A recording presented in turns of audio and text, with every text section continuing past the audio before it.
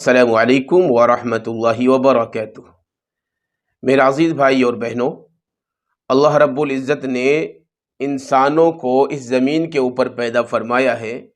اور تمام انسانوں کو ایک دوسرے کی ضرورت بنا دیا ہے۔ کوئی بھی انسان ایسا نہیں ہے اس زمین کے اوپر جو یہ کہے کہ میں اکیلا اپنی زندگی کو گزار سکتا ہوں، مجھے کسی کی ضرورت نہیں ہے۔ آپ اندازہ لگائیں، اگر ہمیں کپڑے سلوانے کی ضرورت ہے تو ہمیں درزی کی ضرورت پڑتی ہے، اسی طریقے سے ہمیں گھر بنوانے کی ضرورت ہے تو ہمیں راج مستری کی ضرورت پڑتی ہے۔ غرض کہ ہماری زندگی کے اندر جتنی بھی ضروریات ہے، ان تمام ضروریات کو پورا کرنے کے لیے ہمیں کسی نہ کسی انسان کی ضرورت پڑتی ہے۔ اسی طریقے سے اللہ تبارک و تعالیٰ نے انسانوں کو ایک دوسرے کی ضرورت کے لیے پیدا کیا ہے۔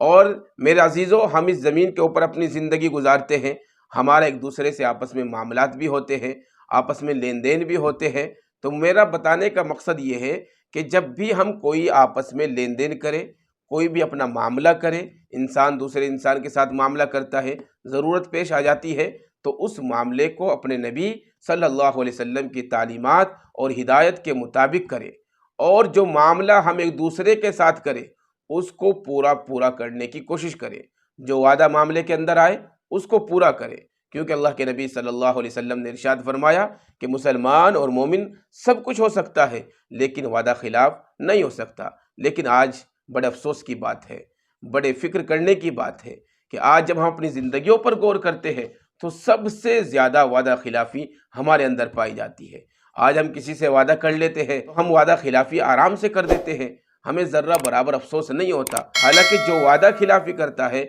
وہ انسان بڑا منحوس ہوتا ہے، اس کے اوپر اللہ کی بھی لعنت ہوتی ہے اور اللہ کے نبی کی بھی اس کے اوپر لعنت ہوتی ہے۔ اسی طریقے سے ہمارا ایک دوسرے سے جب لین دین ہوتا ہے، ہمیں کسی چیز کی ضرورت ہو جاتی ہے، پیسوں کی ضرورت ہو جاتی ہے تو ہم کسی سے قرضہ لے لیتے ہیں۔ اول تو قرضے سے ہمیں پناہ مانگنی چاہیے، لیکن اگر خدا نہ خواستہ ہمارا کسی سے کوئی لین دین ہو جائے تو میرے عزیزو، پیغمبر علیہ السلام نے ارشاد فرمایا کہ بہترین شخص وہ ہے کہ جو کسی سے قرضہ لے لے اور اس کو بہترین انداز میں ادا کر دے۔ آج کیا ہوتا ہے، آج کی سوسائٹی کی اگر بات کریں کہ انسان کسی سے پیسے لے تو لیتا ہے لیکن جب دینے کا نمبر آتا ہے تو اس کو بڑی دقت محسوس ہوتی ہے، بڑی مشکل اس کے سامنے آتی ہے، بڑا اس کا زور سا لگتا ہے۔ آج کل تو الٹا ہو گیا ہے کہ جو انسان کسی کو قرضہ دے دیتا ہے اسی کو دبنا پڑتا ہے، اسی کو شرم آ جاتی ہے۔ اس لیے میرے عزیزو، ایسا نہ کریں، بلکہ جس سے ہم قرضہ لیں پیغمبر علیہ السلام کے ارشادات کے مطابق